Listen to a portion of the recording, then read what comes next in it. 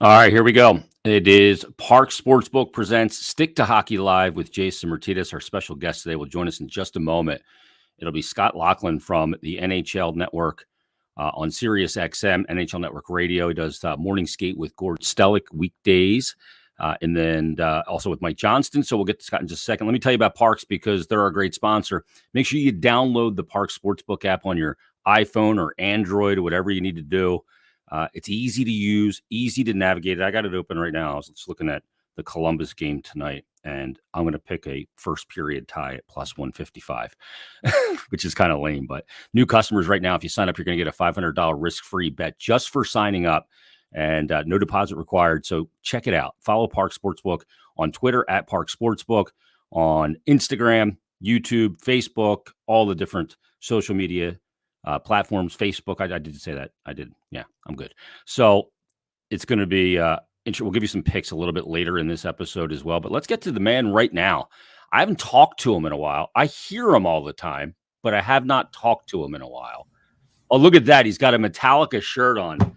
That is good work. Scott Laughlin from the NHL Network Radio and the Morning Skate with Gord Stellick. Scott, how you doing?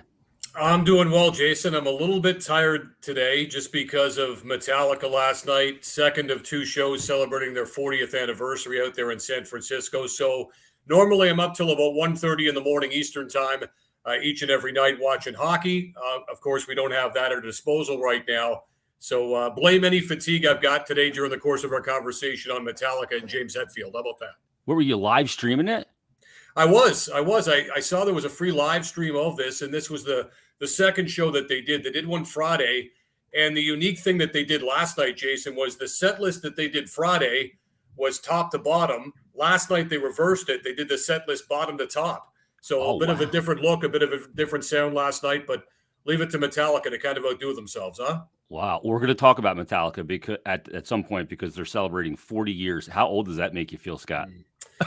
Pretty old, you know. I mean, I'm a Kiss fan too, Jason, right? Yeah. I'm a Kiss fan too. So I was with Kiss back in 1982. People will say, well, what about the Destroyer run, you know? And I'm thinking, well, I didn't really latch on to about Creatures of the Night circa 1982.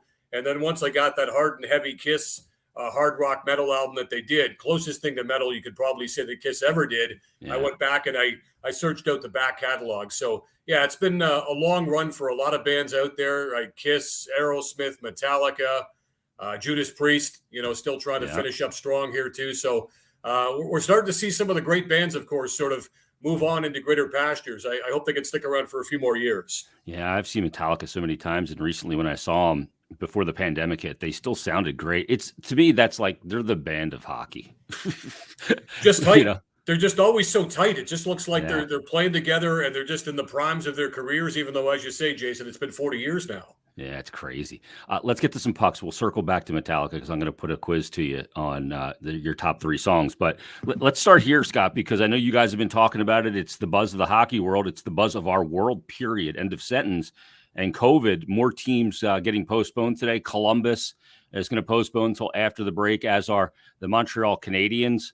So, you know, when you look at this situation that's going on in the NHL, in sports, in our world, is it the right move, in your opinion, to kind of plow forward here, not put a pause on the entire thing, not knowing when you might come back?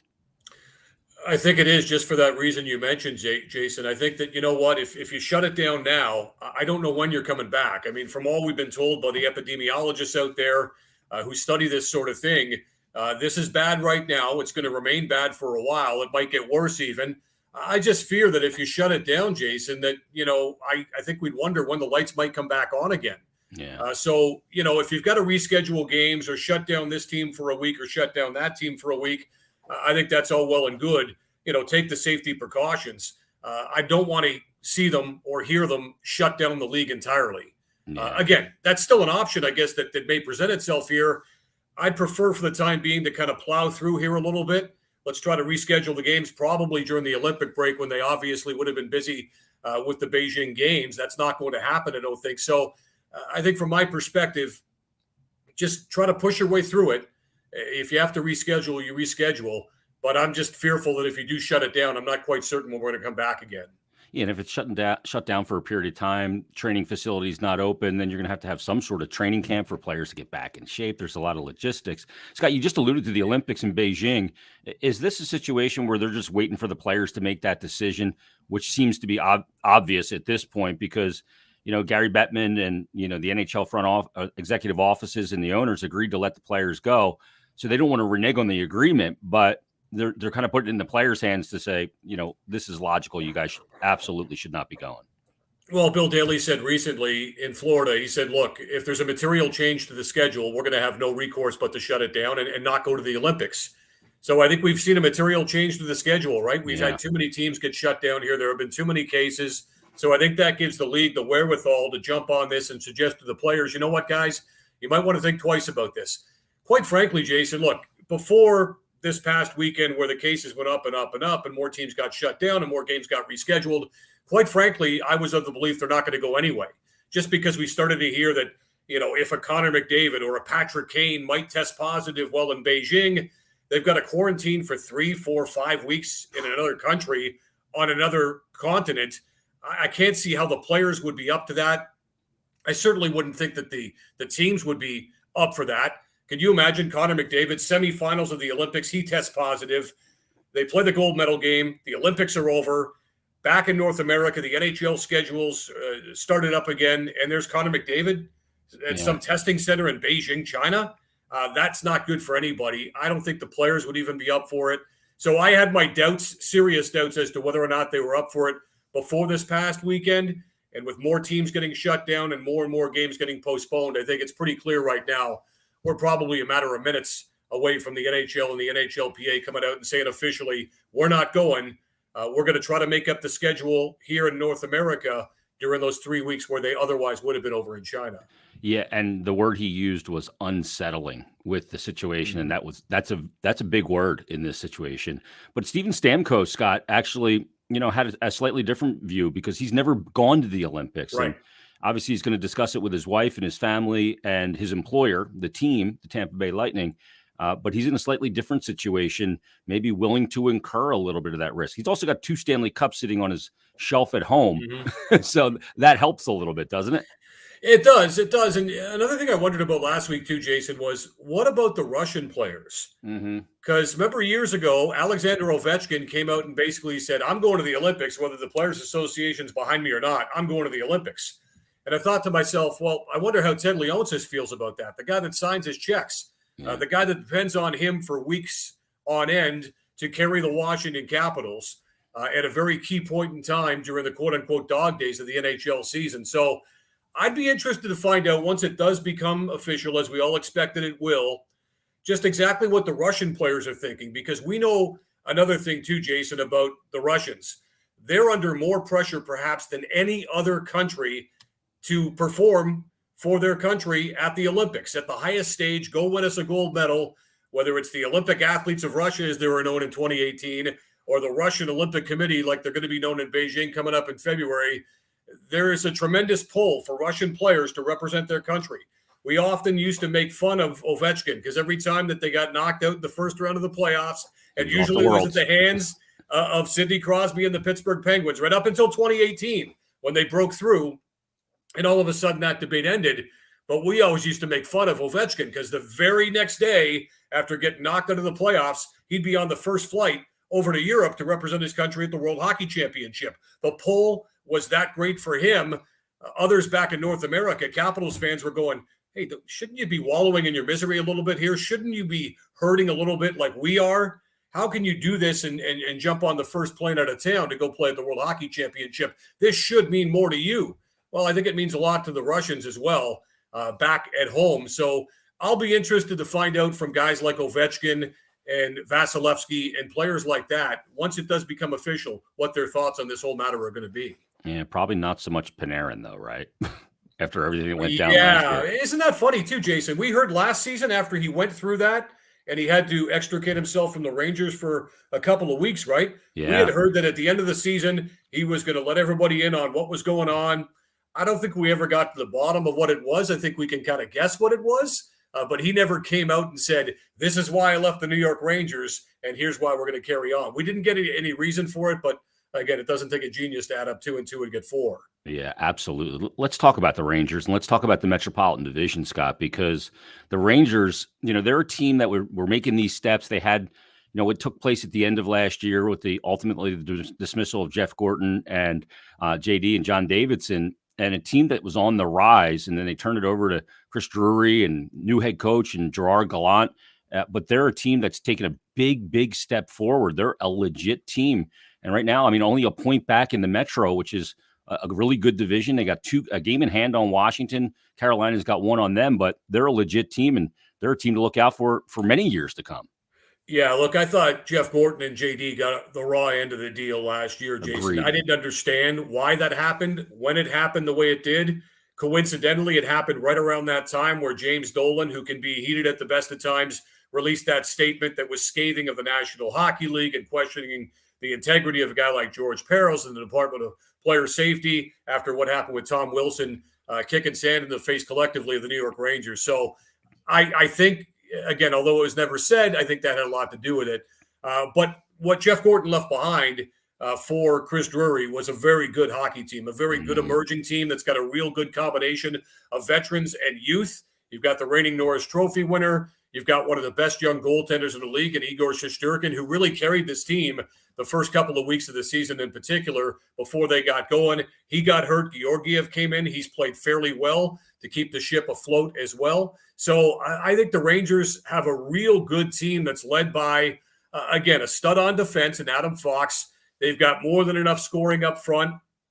And I think what we've got in New York, too, with Panarin and with Kreider and Zibanejad are three guys in particular that can carry this team while the young guys start to try to figure things out, right? There's no extra added pressure on the likes of a Capo Caco or an Alexis Lafreniere. They can wait on these kids to come around. Why? Well, because they've got the veterans up front that have carried the team a little bit, kind of like Philadelphia was, I would say, a year or two ago when you saw Giroux and Voracek be the veterans that would carry the team, Couturier as well. You could have the young guys like the Konechnys and the Farabys kind of take their time to come up through the system and wait on them to blossom. That's the way it's supposed to work ideally. It's the way we've seen it work in Anaheim this season as well, where you had guys like Getzlaf carrying the team for years. Now you've got all these other guys in the Sam Steeles and the Troy Terrys and certainly the Zegrases and Sonny Milanos that are starting to come of age. That's the way it's supposed to work, and I think that's the way it's worked on Broadway with the Blue Shirts so far this season. Yeah, the Anaheim Ducks are like probably the biggest shocker of this season, and they're a fun team to watch, Scott. Zegras that played to Milano where he flips it over the net. I don't like to play as a goalie because I think it's dangerous with guys swinging their sticks that high, and somebody's going to catch one in the chops, or a goalie's going to catch a blade of the stick to the eye. But I'm sounding like the fun police, but that's a really dynamic. It sounded like John Tortorella, Jason. I know. It sounded like Torts. Well, I got to stick up for the goalie union. Anyway, let's talk about Carolina's a team that we didn't see last year in Philadelphia because they were not in the Mass Mutual East Division. And I think some Flyer fans and some fans around here kind of didn't know or didn't remember how good of a team they are. They're well coached with Rod Brindamore. They've got star power with guys like Aho. They lost Dougie Hamilton, but they picked up Tony DeAngelo, who's picked up a lot of that slack. That Carolina team is one that could be poised for a big run as well. Yeah, again, you're talking about a team up front that's got all kinds of balance, and you've got guys that are just starting to come into the primes of their respective careers when you talk about guys like Aho and Natchez and Teravainen in particular. Yeah. I think on the back end, you're right, Jason, you hit on it. They lost Dougie Hamilton. You're thinking, okay, well, this team's going to take a step back. To his credit, DeAngelo, who left New York under some mysterious circumstances. And, we hear about speculation off the ice and that kind of thing. And again, unless you're in the room, you don't really know what the story really was. But DeAngelo has resurrected his career. He's fit like a glove with Carolina. Seems like they've got along swimmingly. Right now, the numbers tell us they're probably the best team in the National Hockey League. And then you talk about goaltending. I didn't understand why Nedeljkovic was allowed to walk essentially the way that he was. Signs on in Detroit. I think he's made a world of difference for Steve Yzerman with the Red Wings this season. They've been a pretty good story as well in the Atlantic Division. But you got to give credit where it's due. They went out and they got Freddie Anderson. I got to tell you, Freddie Anderson was really good for the Leafs for many, many seasons. The criticism of Anderson, as it is with the rest of the Toronto Maple Leafs, is, well, you can't win a playoff series. You can't win a Game 7 in Boston where they failed not once but twice. Yeah. But so far this season, he's been one of the top goaltenders, and they haven't missed a beat with what they've got between the pipes. So I think you got to give Don Waddell credit, again, for losing what he lost, replacing what he's had to replace. And the guys that he brought in are more than getting the job done. And all the while, I mean, Flyers fans know about Rod Brindamore. Yeah. And you know what Rod's MO was? It was work ethic. It was heart. It was grit. It was soul. It was fight. That's exactly what he brings behind the bench for the Carolina Hurricanes. He's quickly turned out to be one of the top coaches in the National Hockey League. I think at some point he'll get paid more because that's always been a talking point of Tom Dundon with Carolina as well. But I tell you what, Rod Brindamore has quickly turned into a very good head coach here in the NHL, and I think things might only get better for he and the Carolina Hurricanes. Yeah, he's just brought an identity to the team that even if we lose some player, it's almost like the Pittsburgh Steelers. Like their identity, we can lose guys, but we're going to replace them with another Steeler. Like they're replacing guys with another Kane. It seems so identifiable to me. Let's talk about Washington because we're going to see him here in Philadelphia, presumably. You know, everything's up in the air at this point, but presumably tomorrow night at Wells Fargo, as the Flyers will take on the Caps. Flyers beat them earlier this season in Washington, 2-1, real tight game. Alexander Ovechkin. I mean, Scott, I don't know if you can explain it. I can't explain it. At his age, 34, 35 years of age, he's got 22 goals. He's got 47 points, basically second in the National Hockey League behind McDavid and Draisaitl, who lead with 49.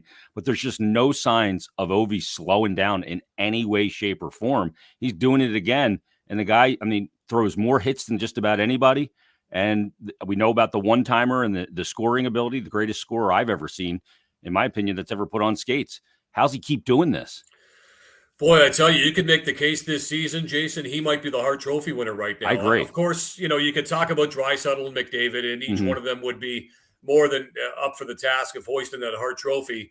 But you could really make the case for Alexander Ovechkin. He shows no signs of slowing down. In fact, I mean, I think we started this season going, well, is he going to get to 895? Is he going to get to 895? I don't know. And as the season's gone on, you're thinking the way he's playing, it might just be a matter of time. I mean, At this point, he has not hit the wall. He's far from hitting the wall. At this point, he's become a better playmaker, which is amazing to see all the assists that he's piled up, because for the longest time, you could have put him in some Cy Young conversations early on each and every NHL season.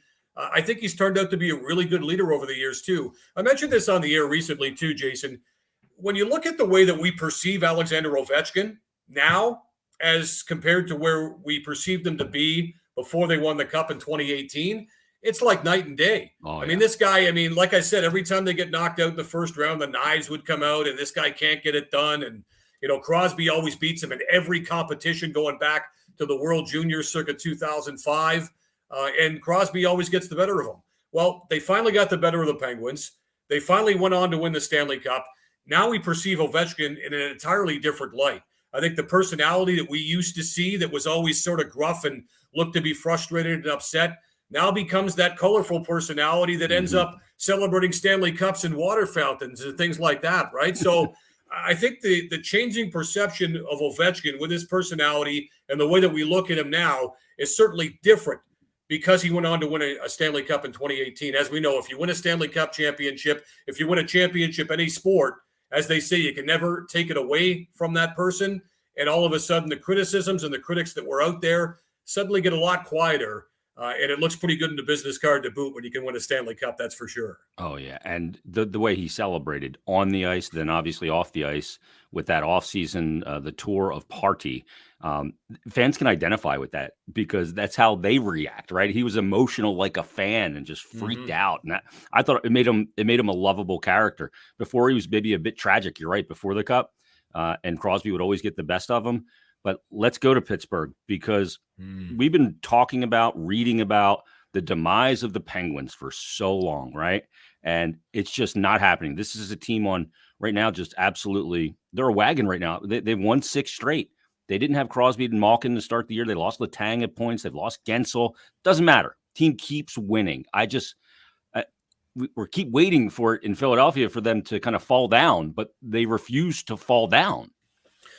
You talked earlier about identity too, right? I mean, the Pittsburgh Penguins, and you talk about guys fitting like a glove, and the obvious case is the New England Patriots, right? We always talked about guys and that, guys drafted outside the first round that most football fans had never heard of. All of a sudden, guys step up and Ramondre Stevenson looks like Corey Dillon, when he's making Super Bowl runs back in the day. Stuff like that always happens with the Patriots. Seems like things happen with Pittsburgh too. They've established such an identity and such a culture. Remember when we used to say, like, well, who's Brian Rust? Where did Jake Gensel come from? Seemingly these guys come out of left field. Connor Sherry is putting up points playing with Sidney Crosby back in the day, right? So guys that they can plug in that just seemingly get around good players. The good players have established that culture, guys like Crosby and Malkin when he's healthy, and they're awaiting his arrival probably sometime after Christmas, I guess, which could make them even stronger along the way. Look, I think Mike Sullivan is doing a great job. And, you could make the case for Rod Brindamore once again being the Jack Adams winner. I think you could make the case for Mike Sullivan, who will not be coaching Team USA at the Olympics, but he's coaching Pittsburgh perhaps into a playoff spot. And going back to the way that they started with the injuries and the COVID cases and the question marks about Tristan Jarry between the pipes, I mean, it's unbelievable what they've done. Crosby, not being their best player. I think I saw a stat yesterday, Jason, that indicated that in the last 5 games that Pittsburgh has had Sidney Crosby play in, where he's been held pointless, they've won all 5 of those games. Yeah. That would have been unthinkable a couple of years ago. Yep. The best player on the team goes pointless, chances are Pittsburgh's not winning. They've won the last 5 games that they've played in where Crosby's been held off the score sheet with no points. So that goes to speak of that culture. Evan Rodriguez steps up. Kasperi Kapanen gets a chance to play with number 87, and he looks like he's all of a sudden going to start scoring points. So somehow, some way, they find a way to get it done. But perhaps, as I mentioned, Tristan Jarry's name, that's where it starts, Jason. Music to your ears. Tristan Jarry's a former All-Star. We know him from St. Louis in the All-Star weekend a couple of years ago. I had my doubts after the Islanders playoff series and the way that he flamed out as to whether he could rebound or not. Ron Hextall knew this guy. Brian Burke said, let's give it a roll again to start the season. Granted, some of the cap constraints had them handcuffed to a certain extent. But boy, oh boy, where would they be without Tristan Jarry? Where would they be without these guys like Evan Rodriguez that have sucked it up and really stepped up with some big star power on the sidelines? A phenomenal story, remarkable what Pittsburgh's built so far this season. Yeah, and it's amazing, too. Some really good, savvy general managing there. You mentioned Rodriguez. You look at Jeff Carter. I mean, these are really good moves that are paying dividends for that Pittsburgh team. Scott, one of the things in Philadelphia, it's obviously been a bit of a bipolar season. The Flyers have wins over Carolina. I mentioned the Washington game. They beat Calgary. They beat Edmonton. They've beaten Boston. They had a 10-game winless skid. They fired the coach after they lost 7-1 against the Tampa Bay Lightning when Tampa was playing Game 5 in 7 nights, and the Flyers were rested. And then Mike Yeo comes in now. He's 4-2-1 as the head coach. They're 4-0-1 in their last 5. What the heck is this team from your perspective and the Flyers right now? And is this they're not that far out of it. They're only 4 points out of that second wild card spot. Can you figure this team out? I need a little help here. Well, I knew you'd ask me that question, Jason, and I was trying to figure out what the answer would be. And quite frankly, I don't know what the Philadelphia Flyers are right now. We talked about identity. I mean, the Flyers, more so than perhaps any other team, I guess you could throw Boston into that category. For decades and decades and decades, I kind of knew what I was going to get from Philadelphia, right? Philadelphia has always been one of the more colorful teams. They've always had that identity. You always knew when the big Flyers were coming into town. Even when it wasn't the Broad Street Bullies, and that was a long, long time ago, as we know, you always knew that you get the hard work ethic, you get a physical hockey team coming in, you always got what you thought you'd expect to get when you played the Philadelphia Flyers. I don't know what they are right now. Perhaps it's the old, Bill Parcells line, your record is what it is, and you are what your record says you are. Yep. And right now, Philadelphia, again, the 4-0-1 run has been impressive to see under Mike Yeo lately. But when you look at the big picture, it's still a team that's an average team. Yep. They're average at home. They're average on the road. That's what the big picture tells us. They've had their ups. They've had their downs. I'm still looking for this team to carve out some sort of identity. Now, maybe it happens, and hopefully it happens here in the coming weeks and months. Sounds like Mike Yeo, and certainly with the way that they played of late, is going to get a longer look than a lot of people expected, because when AV was shown the door, everybody expected, well, there's Rick Tocchet. He's on line one, right? Wouldn't that be a great storyline to have the beloved Rick Tocchet back in Philly behind the bench? I think that Rick could do a bang-up job with his team. I think that John Tortorella could do a bang-up job with this team. But Mike Yeo has won in this league before. He's having success with this team. I'm just, curious and intrigued to find out what this team's going to turn out to be here in the coming weeks and coming months ahead. Because right now, like I said, Jason, there's no identity that says this is what Philly's about. They're not overly physical. They're not going to be a fast, skilled team that's going to outskate you most nights. They're not a team that's going to just be lethal on the power play like the Edmonton Oilers are most nights, albeit the last couple of weeks they've fallen back a little bit. I just want to see more of an identity from this team. And I think that in the coming weeks and months ahead, like I said, I think we'll start to see some of that. I hope we get to play all the games, certainly, and we get to play the full 82 to see what this team's all about. But I'm still waiting on this team. As strange as that seems to be after, 25, 30 plus games into the season, I'm still waiting to see more from this team vis-a-vis its identity. Yeah, I totally agree. And, I almost think, Scott, that they, how when you're driving, if a raccoon jumps on the road in front of you, you try and avoid it, you overcorrect and you end up in the, spinning the car. They maybe course corrected a little too hard from that Broad Street bully mentality because they went too far away from it. And we're seeing in the league right now, you see teams like, what did the Tampa Bay Lightning do after they got knocked out by Columbus? They brought in Pat Maroon, Blake Coleman, Barclay Goodrow. They brought in some guys that can bang and give you playoff success because you need that element. Flyers need a little bit more of that. But I think any team that is trying to figure out what their identity is, whether that's organizational, franchise, or just the players in that room, I always think that that's not a good recipe. You have to know who you are, be who you are every night, every day when you show up to the rink for practice. And I think that's part of the issue right here. It's a great point you make about their identity. Well, and I also think, too, Jason, you look at teams like Anaheim and Los Angeles, right? We know how they won their Stanley Cups. The Ducks in 2007, the Kings in 12 and 14.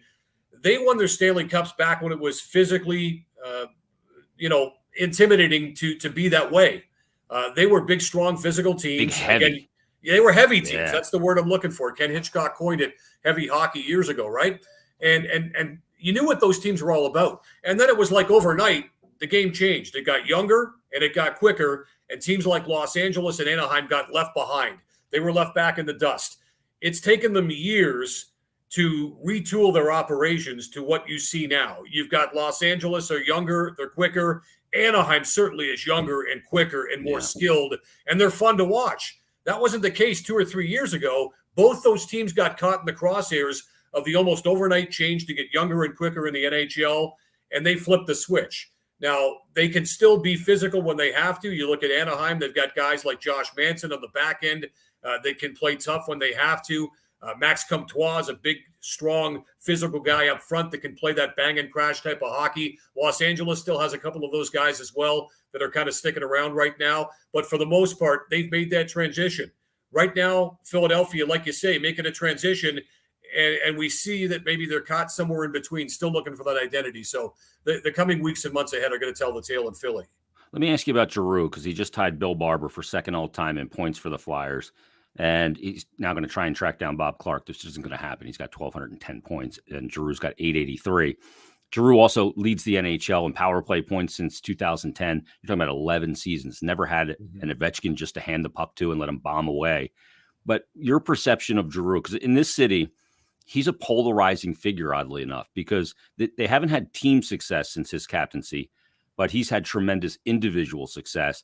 And I think some people want to hold him accountable for the flaws in the roster, which he can't control. But he's a guy that, a lot of the city believes he's way overrated. A lot of the city believes he's way underrated. That's where I am, that he's an underrated player. I think he's a great player, trying to drag his team as best he can night in and night out. And how's he perceived up there north of the border, and the way you look at Giroux and what he's accomplished as a player in this league?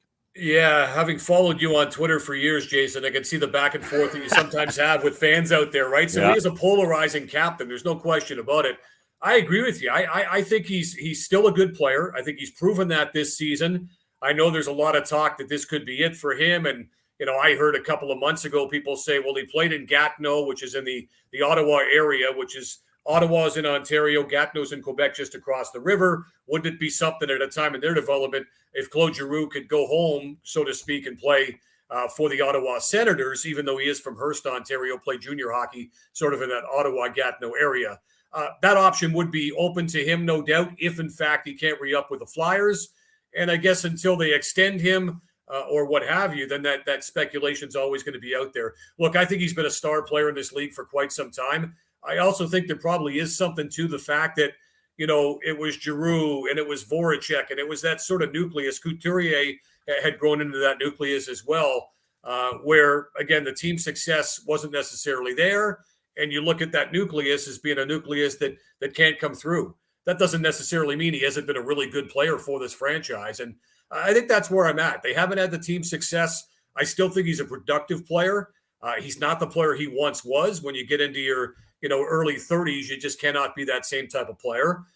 But he still is impactful. He still can influence a game. I think we've seen that again this season here.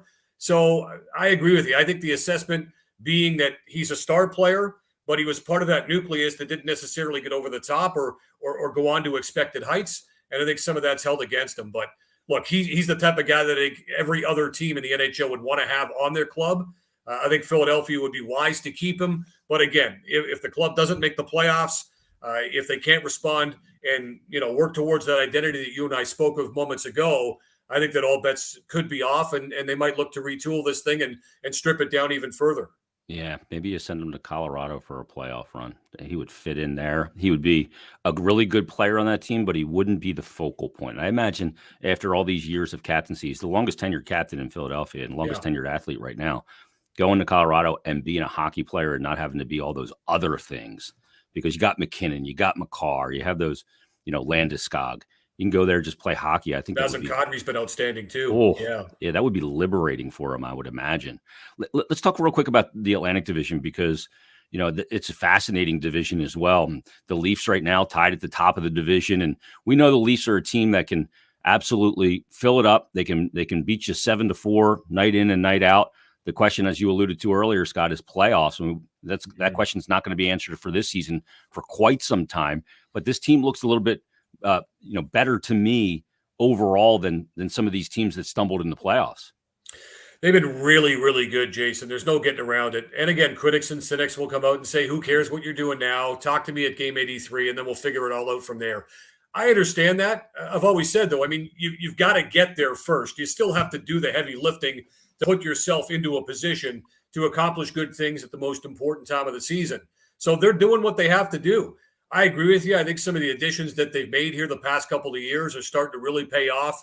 The Wayne train, as you guys know, in Philly can be a difference maker. Again, he's not the same player he once was when he played for the Flyers, but he's a role guy that can play up and down your line combinations up front. He still holds everybody accountable. He's still intimidating. He's still one of the toughest guys in the league when he wants to be, that's for sure, and when he has to be. I think that they've received a lot from veterans like Jason Spezza. Spezza's like that NBA player that you don't have to call a play for, but at the end of the night, you look up and he's got 14 points and 10 rebounds, and you go, this guy's contributed, and yet he was not a focal point. He wasn't supposed to be. He makes his own shots, and he finds a way to impact the game that way. So that's what Spezza's doing at this stage of his career. The big four, the guys that they pay all the money to up front, got off to a bit of a slow start, started to turn the corner, and they've been off and running ever since then. Defense is good. Morgan Riley's a very underrated defenseman. TJ Brody's a very quietly underrated type defenseman. Jake Muzzin's kind of fit like a glove. Their goaltending has been great. Jack Campbell's about ready to hear the cash registers go off in his ear, Jason, as he's going to hit it rich and get a big new contract, presumably from the Toronto Maple Leafs. So I think this team is better. Cynics will say again, talk to me in the playoffs. They haven't won a playoff series since 2004. And there's no way that you can change that until you get to the postseason. I still like Tampa to win the division, though. With the way that Tampa has played here, especially the last couple of weeks, Jason, knowing they've been without Kucherov and Braden Point, arguably their two best forwards. I don't really think there's even much of an argument now. No. Stamkos has done his part, but those are the most impactful forwards that they've had. They've been without Kucherov for a couple of months. They've been without Braden Point for a long time now, too. Those guys are about ready to come back in. And you look up and all the while, they're right there battling for top spots still, too. So I still like Tampa Bay to win the division. I probably have Toronto finishing second. and I've got Florida having enough to hang on for third spot in the Atlantic Division. We've seen that there are some holes here with the Florida Panthers lately that have seen them drop a couple of games. And, we know that the transition was something that went seamlessly from Joel Quenneville, the way that he left. And Andrew Burnett comes on as the interim head coach and has done a bang-up job as well. But maybe, again, we're starting to see some holes there with the Florida Panthers. I think it's going to be Tampa Bay, Toronto, and Florida finishing 1, 2, 3 in the Atlantic Division. That'll be a fascinating playoff situation as well. Let me ask you real quick, because we've seen 4 coaches under different circumstances depart their post, whether that's Alain Vigneault in Philadelphia, who was fired, whether that was, obviously what happened with Joel Quenneville in Florida, very unfortunate situation, whether that's what we saw with Paul Maurice in Winnipeg this past week, resigning his position. And then obviously with Travis Green in Vancouver, in comes Bruce, all ho-hum, just go 6-0 to start. That's Gabby for you. That's what he does. And that team will find offense with him on the bench. There's no doubt about it. But I was on TSN radio on 1290, and they asked me, why are the Flyers always changing coaches? And I said, well, it's not really a Flyer question. It's an NHL question. I said, because it works. Why does it work? Yeah, that's a good question. There's no doubt. And I know you've been a hockey fan for a long time, Jason, too. I mean, the push to change coaches is much more rapid than it used to be, right? Yeah. Coaches would be given a little bit more leash, I think, back in the old days to kind of work their way out of it. You get a couple of years. Now it's like if it's not working after a year, you could be gone, right? So I think the pressure to win, and this maybe speaks towards line combinations too, right? You and I watched hockey back in the day when lines would stay together for weeks and months at a time. You wanted to develop that chemistry and give it time to see Bobby Clark and Bill Barber and Reggie Leach. I know that's going back a ways, and we're kind of dating ourselves a little bit. But you would keep that line together because they go through their ups and downs, but more often than not, you knew what you get. Now it seems like coaches are a little bit more impatient because they have to be. The pressure to win is immense, whether it's social media, whether it's all the money that is around the game these days, whatever the case may be. The pressure to win is immense. And if you're not getting the job done and you go through an 8-game winless streak, all of a sudden the hounds start to howl a little bit. You go through an 8-game winless streak back in the day and you go, all right, you know what, give it a few more weeks. I'm sure things will get turned around. Now there's so much more of an impetus to win. Like I looked at Paul Maurice and I said to Mike Johnson when this broke on Friday morning, right around 10:30 a.m. Eastern time, I said, I can't imagine that this is hockey related. I mean, there's still a couple of games over 500. They're right there in the mix in the Central Division. I know they've been averaged the last couple of weeks at 4-5-1. I can't see this as hockey related. As it turns out, it was hockey related. He felt like he'd taken that thing as far as he could. It was one of the rare circumstances in pro sports, Jason, where we saw a coach voluntarily step away from his position. Usually you have to push those guys right out the door. You have to give them the pink slip to make them leave. He just said, you know what? I've taken this thing as far as I can. The way he put it, I've pushed the rock up the hill, but that's as far as this can go. It was different. Some would say it's refreshing to see a coach step away like that. He's won a lot. I'm sure he's going to win again in his next stop. And the reality was, too, he talked about how much fun it used to be to come to the rink. He said the last couple of years have been challenging. It's not been the same. I think we can all understand that in every different walk of life. It has been a challenging time. It affected Paul Maurice, and he felt like the time was right to step away. It'll be to our benefit, like with Bruce Boudreau, right? We enjoyed talking with Bruce about hockey, and he was an NHL Network guy, and he was on the air with us every week, and he had different radio hits that he do in and around North America. That'll be what happens with Paul Maurice, too. He'll be at Rogers Sportsnet or TSN.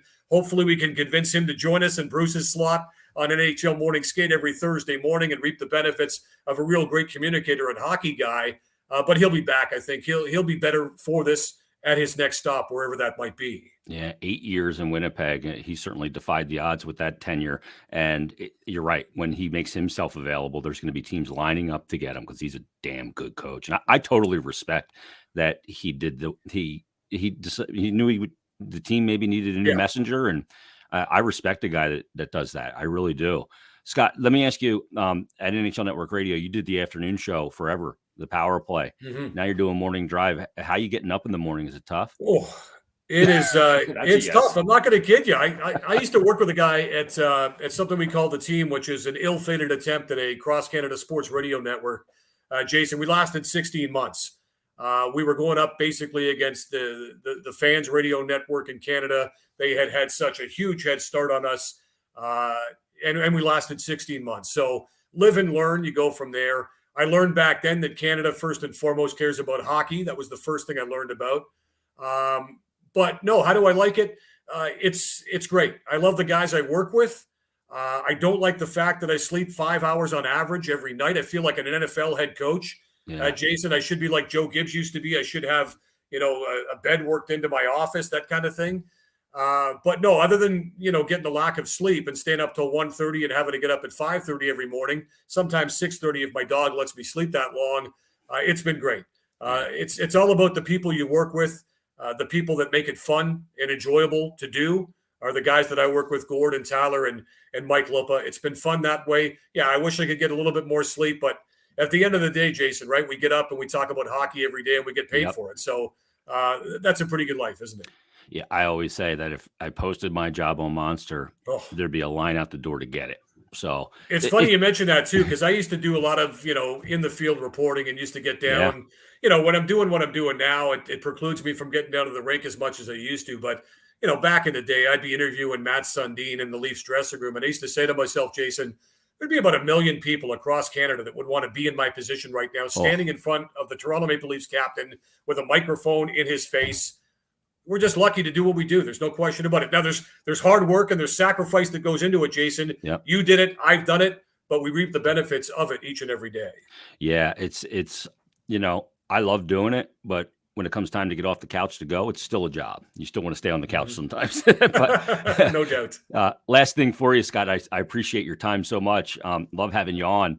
Let's talk about Metallica real quick, because I messaged you before coming on today that I was going to get your top 3 Metallica songs in honor of the 40th anniversary of the band, and you got the shirt on. So let's go to Scott Laughlin's top 3 Metallica songs, the soundtrack to hockey. What do you got? I'll tell you what, I'll start at number 3 because you always have to build up, right? Casey Kasem used to start the top 10 at number 10. You never start at number 1. You take away all the drama. So this one might surprise you, Jason, right? Because when the Load record came out, remember all the heat Metallica were taking for cutting their hair and being quote unquote commercial. And look, that started with the Black Album, right? Let's not kid ourselves, right? Yeah. That kind of was a game changer, and that brought hard rock and metal almost into the mainstream, right? Where you and I, we liked it for years in advance. Now the public was getting a real good lay were of the invading our property. Yeah, absolutely. And I didn't mind the guys cutting their hair. We all have to change at some point, right? So this will surprise people. I love Until It Sleeps. Wow. I love First Until single It Sleeps. from that album. Yeah, first single off the record. And last night during their 40th anniversary show, the second one, of course, they did in San Fran, they played Bleeding Me, which I thought was great, too. That's a great track off of Load. King Nothin's a great track off that record as well. But I like Until It Sleeps. I like the video. I don't care that they cut their hair. To me, it's just a catchy tune. I know hardcore, deep down, deep cut album guys for Metallica will say, how could you go with that? It's my list, Jason. I'm going at number 3 with Until It Sleeps. At number 2, I'm going for Man Justice. I'm going Harvester of Sorrow, which to me is just a heavy, heavy track. Yep. Harvester of Sorrow is number 2 for me. And there are so many different great Metallica tracks.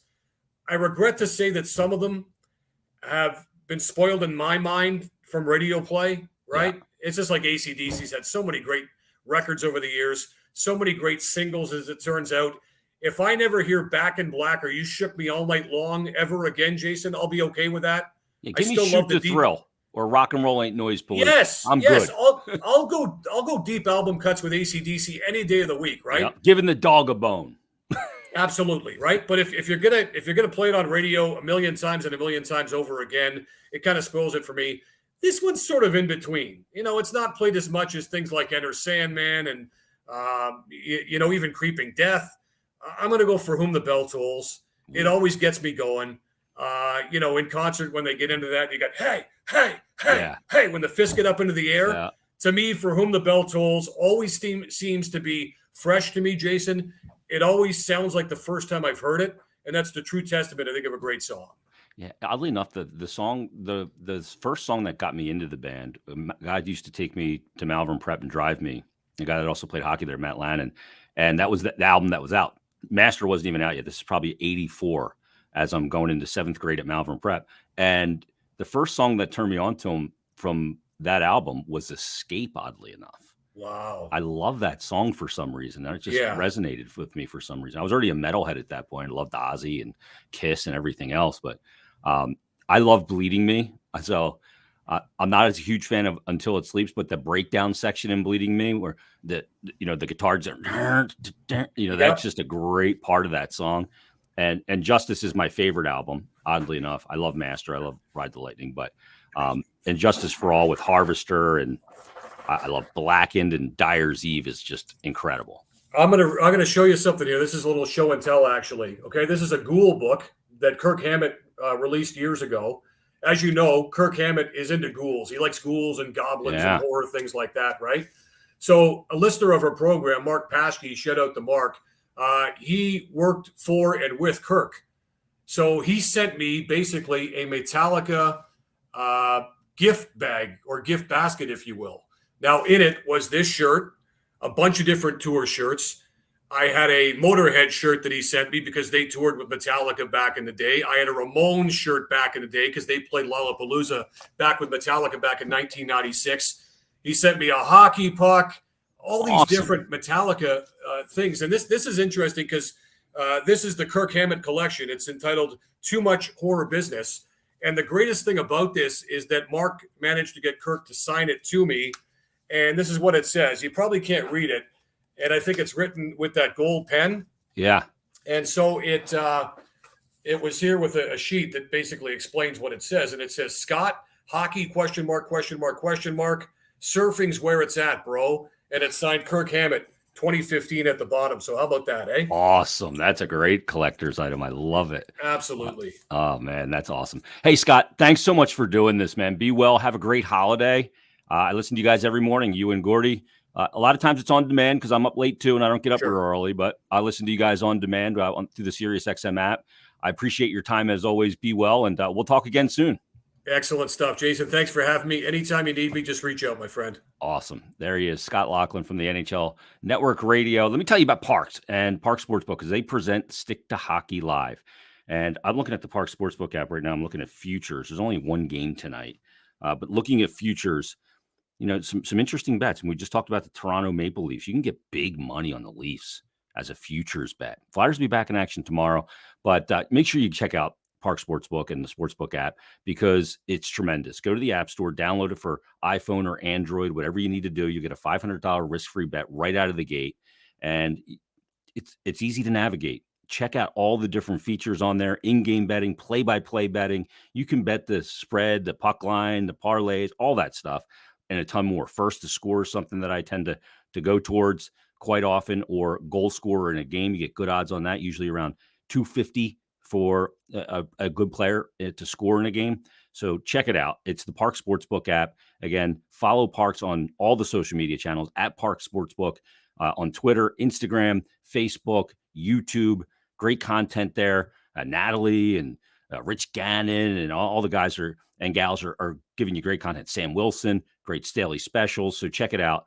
All the social media channels, again, at Parx Sportsbook. Follow them on Instagram, Twitter, Facebook, and YouTube. And it's great stuff. And get that $500 risk-free bet. Also, if you or your business are looking to start a podcast, you have to talk to Wildfire Podcasting. Their studio is located just outside of Philadelphia in Clementon, New Jersey. So if you want to do a podcast, you're thinking about sports broadcasting, this is a great avenue to start. And if you're a business, podcasting is a great way to brand your business as well. Just give Jim an email, jim@wfgnj.com. or visit wildfirepodcast.com as well. All right, that's going to wrap this episode. Everybody, have a great day. We're back Thursday. Kevin Kurz from The Athletic, who covers the Islanders, will be our guest. So have a great day, and we'll talk to you on the next Parx Sportsbook Presents Stick to Hockey Live. Have a great day, everybody.